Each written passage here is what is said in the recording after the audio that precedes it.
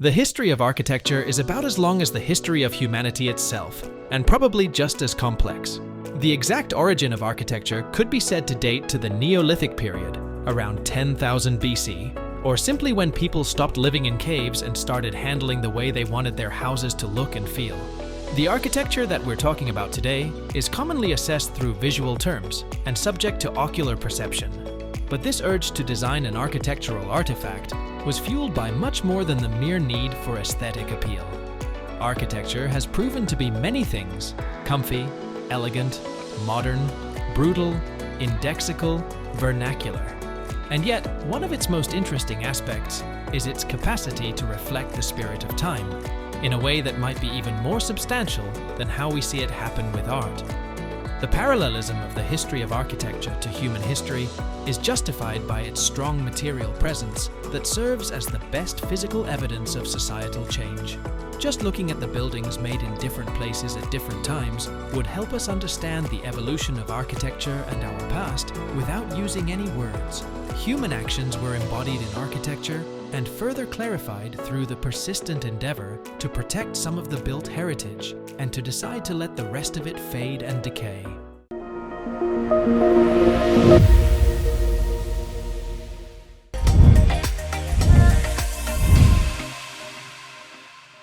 Hello everyone, welcome back to our channel. Today, we have a captivating journey ahead as we explore the fascinating world of architectural history. We'll delve into the iconic architectural styles that have profoundly shaped the world. So if Churchill was right about history being written by the victors, the history of architecture and art is not exempt from that rule. The old buildings that we're able to see and document today are the ones that belong to the most developed and powerful societies. And those that survived the millennia are there to tell us just how carefully they were watched over. With that in mind, it comes as little surprise that one of the best-kept ancient architecture is Roman architecture, although it is not the oldest one. The purpose of buildings that were erected in antiquity and remain preserved today varies. Thus, we have the remnants of those sacral, dedicated to gods, and made for religious purposes, and those built for the people. This too illustrates the nature of different histories perfectly. Interestingly, since the old civilizations had a stronger faith in the afterlife, preserving the body was another great source of inspiration for architectural design, and therefore, some of the oldest buildings in the world are actually tombs, the Egyptian mastaba and the pyramid, for example. When talking about architectural history in chronological order, one usually starts with the ancient ziggurat, as it is one of the most symbolic structures from our past. This is partly thanks to the Tower of Babel, a myth that has nonetheless been associated with existing structures, a ziggurat dedicated to the Mesopotamian god Marduk. The massive terraced structures were built in Mesopotamia for ritual purposes, and they are considered to be the typological predecessors of the real pyramids. As the structure was stepped and successively receding toward the sky, the ziggurat, or the step pyramid, was often interpreted as a link between the earth and the sky, the way our ancestors saw it. However, in practical terms, its fortress-like structure was ideal for protection and also for escaping the rising levels of water. The Egyptians were also building the step pyramids at first. You can take a look at Djoser's pyramid, built during the 3rd dynasty of Egypt by one of the first known architects ever, Imhotep. However, the form of the Egyptian tomb had progressed, and the 3 pyramids in Giza exemplify their upgraded appearance, the one they acquired during the 4th dynasty with smooth sides, which people still tend to admire to this day. Finally, stepped pyramids were found in Mayan and other Mesoamerican architecture as well, as their temples were typologically reminiscent of the Mesopotamian ones, even though they were built much later.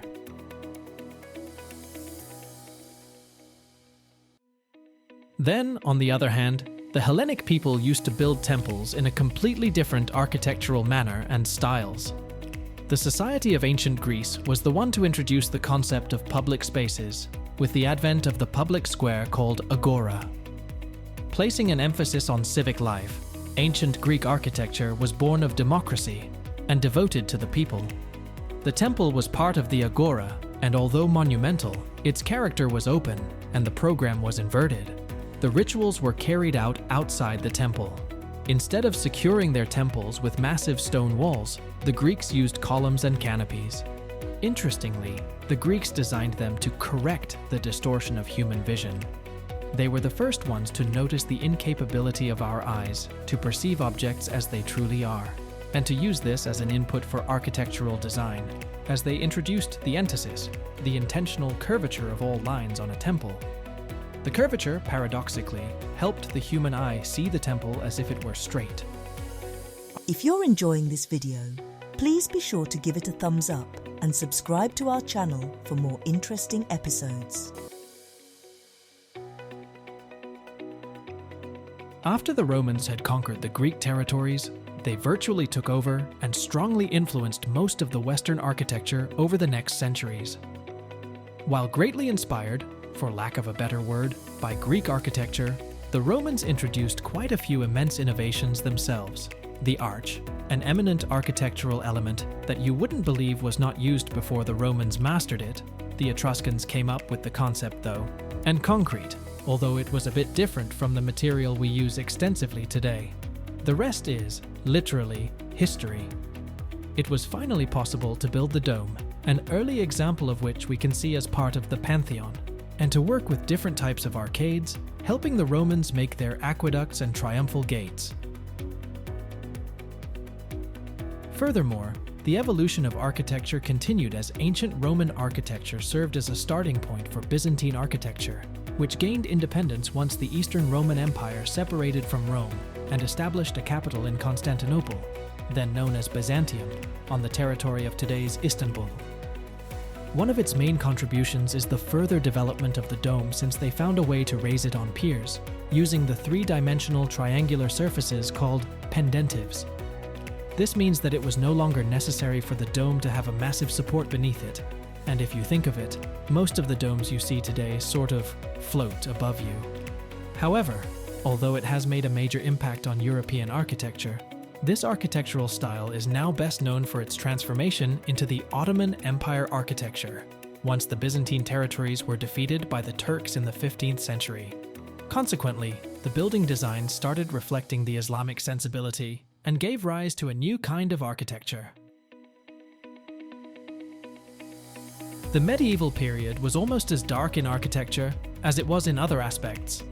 The first things that pop into your mind when you think of the Middle Ages must be the wars and the Crusades, and it's quite obvious that most of the architecture that survived all the following years is the kind that was used for defense. You will rarely come across the civic architecture from medieval times today, but you will get a chance to see a castle or a fortress from the early Middle Ages here and there. However, in the late Middle Ages, three styles historically classified as medieval appeared successively: the pre-Romanesque, Romanesque, and Gothic architecture, all of which had roots in Europe. The Romanesque architectural style was the first pan-European style since Roman architecture, and it was followed by the elegant Gothic style, a fine crossover between the Dark Era and the Renaissance. Gothic architecture was mostly nourished in France, and during this period, the potential of the arch and the vault was mastered, both in terms of aesthetics and technology.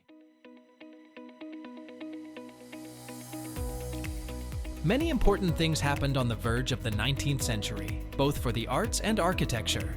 Art Nouveau is widely seen as the first step toward modernism, which made it crystal clear that we are done with classical architecture. This is due to a number of reasons, but it is appropriately illustrated by a single sentence signed by Louis Sullivan, the father of skyscrapers and inherently related to Art Nouveau. Modern or modernist architecture literally turned the entire context of architectural design upside down.